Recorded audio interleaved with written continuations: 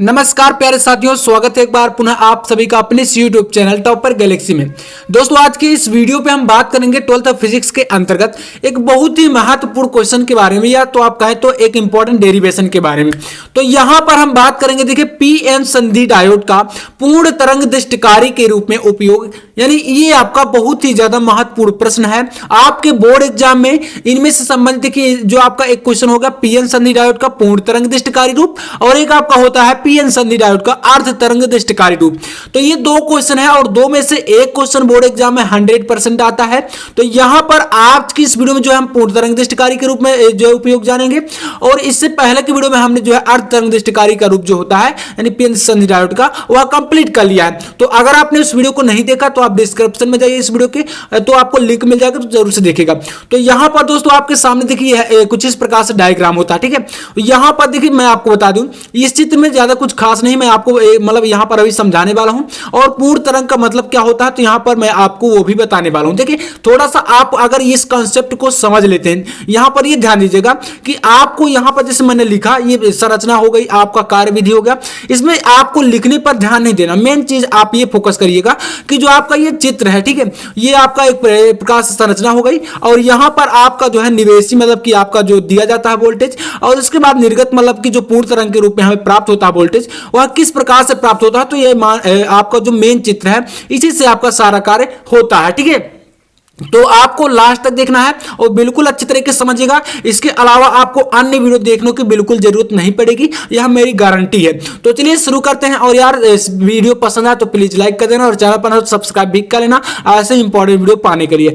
तो चलिए देखते हैं। देखिए हमने क्या किया, यहां पर थोड़ा सा लिखा संरचना। देखिए अगर बोर्ड एग्जाम में आता है तो यार थोड़ा सा देखिए आपको मतलब तरीके तो फॉलो करने पड़ेंगे, जो बोर्ड एग्जाम में मतलब लिखने का तरीका है वह तो यार करना ही पड़ेगा, ठीक है। तो संरचना में आप थोड़ा समझ लीजिए और बाकी मैं आपको चित्र समझा देता हूं। तो लिखा गया है यहां पर कि देखिए पूर्ण तरंग दृष्टिकरण क्रिया के लिए, यानी जो हमें पूर्ण तरंग दृष्टिकारी रूप में हमें उपयोग करना है, तो इस क्रिया के लिए क्या होता है, दो संधि डायोड उपयोग में लाए जाते हैं। जो दोस्तों हमने अर्ध तरंग जो है दृष्टिकारी रूप देखा था, तो उसमें क्या था, हमें केवल एक ही डायोड उपयोग में लाना था जो कि पीएन संधि था, ठीक है। यहां पर क्या है, यहां पर दो डायोड जो कि आपका एक D1 है और एक D2 है। तो चित्र को भी थोड़ा सा देखते जाइए ताकि आपको मतलब वहां पर क्लियर होता चले। तो देखिए आपके दो डायोड, एक आपका ये पीएन है जो यहां पर D1 हो गया, और ये आपका एक पीएन संधि डायोड जो है आपका ये D2 हो गया। तो यहां पर दो डायोड उपयोग में लाए जाते हैं, जबकि अर्ध तरंग दृष्टिकारी में क्या था, वहां पर ओनली आपका केवल और केवल एक ही डायोड उपयोग में लाया जाता था, ठीक है। तो चलिए इसके बाद है कि इस प्रकार प्रयुक्त किए जाते हैं कि डायोड तरंग के पहले आधे चक्र का तथा, यानी कि जो आपका पहला डायोड है D1 वह तरंग के पहले आधे चक्र का तथा दूसरा डायोड तरंग के दूसरे आधे चक्र का दृष्टिकरण करता है। मतलब दोस्तों यहां पर ये देखिए, जैसे आपका पहला डायोड है, ठीक है, जो आपका D1 है, यह तरंग के पहले आधे चक्र का, मतलब कि आपके पास यहां पर जो इसे देख रहे हैं, तो जो निवेशी है ये पहला आधा चक्र आपका यहां पर हो गया, यहां तक, ठीक है। तो पहले आधे चक्र का जो दृष्टिकरण करेगा वह आपका पहला डायोड करेगा, उसके बाद दूसरा दो आधा चक्र, ठीक है, ये वाला, ठीक है। तो ये इसका दृष्टिकरण कौन करता है, तो D2 जो आपका दूसरा डायोड है ये आपका इसका दृष्टिकरण करता है। फिर इसके बाद पुनः आपका, तो ये आपका D1 हो जाएगा, फिर आपका नीचे ग्राफ तो आपका D2, मतलब कि ये आपका इसी प्रकार से D1 और D2 जो है इनका आधे आधे का जो दृष्टिकरण करते हैं। तो ये हुआ। इसके बाद देखिए बताया गया कि जिस प्रत्यावर्ती वोल्टता का दृष्टिकरण करना होता है उसे एक ट्रांसफार्मर की प्राथमिक कुंडली P के सिरों के बीच जोड़ते हैं। मतलब दोस्तों जिस भी वोल्टेज को हमें जो है दृष्टिकरण करना, मतलब कि जिस भी वोल्टेज का हम उपयोग करेंगे तो उसमें क्या करेंगे, ये हमारे पास एक ट्रांसफार्मर जिसमें आपका एक कुंडली ये हो गया और एक कुंडली आपका ये हो गया। तो यहां पर देखिए दो ट्रांसफार्मर की दो कुंडलियां हैं। तो प्राथमिक कुंडली यानी कि आपका जो P है प्राइमरी, इसमें हम लोग यहां से निवेशी जो है वोल्टेज देते हैं। तो यही यहां पर बताया गया है कि जिसका भी हमें दृष्टिकरण करना है, ठीक है, तो उसे क्या करते हैं, ट्रांसफार्मर की प्राथमिक कुंडली P के सिरों के बीच जोड़ते हैं। तो ट्रांसफार्मर की प्राथमिक कुंडली यही तो है हमारी, तो यहां पर P के सिरों के बीच यहां से जो है इस वोल्टेज को, निवेशी वोल्टेज को यहां से दिया जाता है। तो ये इसके बाद है कि बताया गया है कि ट्रांसफार्मर की द्वितीय कुंडली A व B के सिरों के बीच पीएन संधि डायोडों के P क्षेत्रों से तथा N क्षेत्रों से जोड़कर इनको यम द्वितीय कुंडली S1 व S2 के बीच T पर RL एक प्रतिरोध जो होता है, RL लोड होता है, इस पर जोड़ लेते हैं। यहां से हमें जो है निर्गत वोल्टेज प्राप्त हो जाता है। तो इतना आपको शायद समझ में ना आया हो, लेकिन मैं अब आपको बताता हूं। देखिए थोड़ा सा चित्र में ध्यान ध्यान से देखिएगा। बताया गया है कि जो अब निवेशी वोल्टेज जिसका हमें दृष्टिकरण करना है उसको हम यहां से देते हैं प्राथमिक कुंडली में। तो प्राथमिक कुंडली के बाद आपका ये द्वितीय कुंडली है, ठीक है, ट्रांसफार्मर की। तो इसमें आपका द्वितीय कुंडली का जो सिरा ए है इसको हम किससे जोड़ते हैं, D1 डायोड के पी सिरे से, ठीक है। ये आप लोग देख पा रहे होंगे कि आपका S1 सिरा है, ठीक है। S1 का मतलब आपका ये पहला सिरा हो गया, तो ए आपका ये हो गया, और इसी प्रकार से आपका बी यहां पर है, इसको आपको S1 S2 लिख देना, ठीक है। तो मतलब कि यहां पर दो सिरे आपके ये हो गए। अब देखिए जो बताया गया है कि जो आपका पहला डायोड है उसका जो पी सिरा है, और देखिए आप सभी जानते हैं कि पी सिरे को हम धनात्मक लेते हैं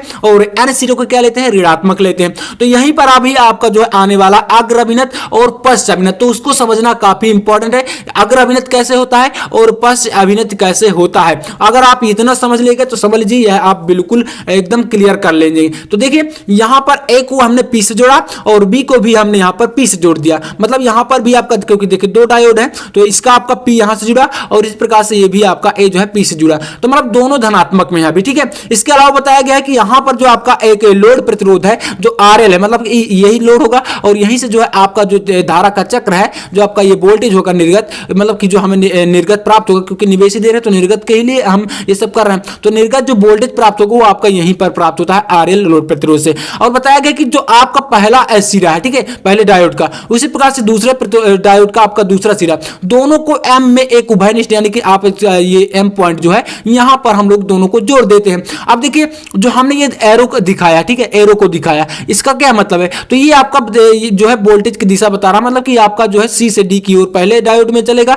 इसी प्रकार से दूसरे डायोड में भी क्या होता है, यहां पर सी से डी की ओर प्राप्त होता है, मतलब कि दूसरे डायोड में ये धारा दिशा चलेगी तो मतलब यहां पर सी से डी की ओर प्राप्त होगा, और पहले में आपका यहां से इस एरो की तरह चलेगा तो यहां पर ये भी आपका सी से डी की ओर और ये भी आपका सी से डी की ओर। तो ये आपका मतलब चित्र है, थोड़ा सा आप लोग बेसिक समझ लीजिएगा। बाकी हम बात करते हैं इसकी कार्यविधि की, कि कार्यविधि देखिए यही तो इंपॉर्टेंट है, तो हम यहां पर देखते हैं।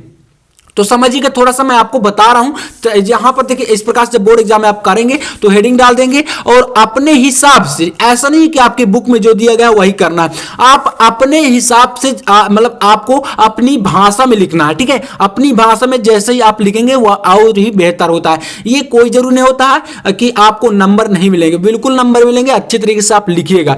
तो देखिए हम यहां पर बात करते हैं कार्यविधि, थोड़ा समझिएगा। तो यहां पर कार्यविधि में आपको लिखना है कि निवेशी प्रत्यावर्ती वोल्टेज के पहले आधे चक्र में, जो निवेशी प्रत्यावर्ती वोल्टेज दिया जाता है उसका पहला आधा चक्र यहां पर आपका ये होगा, ठीक है। पहला आधा चक्र यहां से लेकर यहां तक T/2 यानी कि T हाफ, ठीक है। तो यहां पर पहला अंतराल है ये, तो मतलब पहले आधे चक्र में ये जो निवेशी वोल्टेज है इसका पहला आधा चक्र आपका यही माना जाएगा। तो पहले आधे चक्र में देखिए क्या होता है, पहले आपका D1 डायोड कार्य करता है। तो देखिए बताया कि जब द्वितीय कुंडली में आपका यहां पर जो इसका सिरा ए है, इसका जो मध्य बिंदु T है, इसमें आपका ये जो P से जुड़ा है, मतलब कि पहला सिरा देखिए पी से जुड़ा है, तो यहां पर जाहिर सी बात है कि दूसरा सिरा जो होगा आपका बी, ए के सापेक्ष जो बी होगा वह आपका एन क्षेत्र से जुड़ जाएगा, मतलब ये ऋणात्मक में हो जाएगा और ए आपका धनात्मक हो जाएगा। तो ऐसी स्थिति में क्या होता है, ऐसी स्थिति में आपका जो मतलब कि ये जो डायोड होगा वह आपका अग्र अभिनत में हो जाता है। तो मतलब जो आपका ए जो है वह पी से जुड़ गया और बी आपका एन से जुड़ गया, तो ऐसे में क्या होगा, अग्र अभिनत की अवस्था प्राप्त होगी। और जब आपका अग्र अभिनत की अवस्था प्राप्त हो जाएगी, तो यानी कि टी के सापेक्ष जब आपकी अग्र अभिनत में हो जाएगा पहला डायोड, तो क्या होगा, यहां पर आपकी धारा जो है प्रवाहित हो जाती है, यानी कि जो आपका वोल्टेज है वह निर्गत वोल्टेज हमें प्राप्त हो जाएगा। तो मतलब कि यहां पर आप देख पा रहे हो कि जो निर्गत वोल्टेज है वह आपका पहले आधे चक्र के लिए यहां पर प्राप्त हो गया। अब देखिए जो आपका दूसरा आधा चक्र होगा उसमें क्या होता है, तो दूसरा आधा चक्र आपका यहां से स्टार्ट होता है, क्योंकि देखिए सी से डी की ओर हमारा वोल्टेज यहां पर निर्गत प्राप्त होगा। लेकिन अगर हम इसको बंद कर दें और हम दूसरा डायोड लेकर चल रहे हैं, तो देखिए क्या होगा, जब हम लोग दूसरा डायोड का आपका पहला जो सिरा यानी कि द्वितीय कुंडली, देखिए यहां से जब फिर से हम निवेशी वोल्टेज इसमें देंगे, तो यहां पर आपका जो द्वितीय कुंडली है इसका सिरा जो बी है, ठीक है, तीसरा जो आपका इसका सिरा है बी, इसको ध्यान दीजिएगा, बी सिरा आपका यहां पर एन से डायरेक्टली जुड़ा, ठीक है, आप देख पा रहे होंगे डायरेक्टली एन से जुड़ा है। अब यहां पर इसका जो आपका टी पॉइंट है, तो टी पॉइंट जो है आपका ये आपका यहां से नेगेटिव यानी कि एन क्षेत्र से जुड़ जाएगा।